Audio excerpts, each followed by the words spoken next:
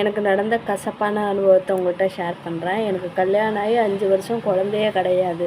அதனால் குழந்தை இல்லாதவங்கள எப்படி பேசுவாங்கன்னு உங்களுக்கே தெரியுமே. எந்த ஃபங்க்ஷனுக்கு நான் போனாலும் குழந்தை இல்லைன்னு என்னை ஒதுக்கி வைப்பாங்க. எல்லோரும் என் காது படையே இவளுக்கு குழந்தை இல்லை, இவள்கிட்ட சொல்லக்கூடாது. ஒருத்தவங்க கன்சீவாக என் கூட ஃப்ரெண்டாக பழகினவங்களே கன்சீவாக இருக்கிறப்ப அவள்கிட்ட சொல்லாதுன்னு சொன்னவங்க. அதுலேருந்து சரி இனிமேல் நம்ம யாருக்கிட்டையும் எந்த பேச்சும் வச்சுக்கக்கூடாதுன்னு சொல்லிவிட்டு நான் சென்னை போயிட்டேன். என்னை ஒரு தம்பியை திருவண்ணாமலை வாக்கான்னு அவன் ஜாதகம் வாங்கிறதுக்காக தான் என்னை அழைச்சிட்டு போனான். அப்போ அந்த கோயிலுக்கு அதுக்கப்புறம் ஈசன் கொடுத்த வரம் தான் என் பொண்ணு. அதுக்கப்புறம் தான் எனக்கு தங்குனுச்சு. யதார்த்தமாக கோயிலுக்கு போனது அது தங்குனுச்சு. எனக்கு குழந்தையும் பிறந்துச்சு. எல்லோரும் வாயும் மூடுனா. இப்போ முறையாக எனக்கு ஈசன் எனக்கு பொண்ணு வரத்தை கொடுத்தாரு. 2ஆம் முறையாக எங்கள் அப்பா கருப்பசாமி அவளுக்கு உயிரை கொடுத்து என்னை காப்பாற்றி கொடுத்துட்டாரு.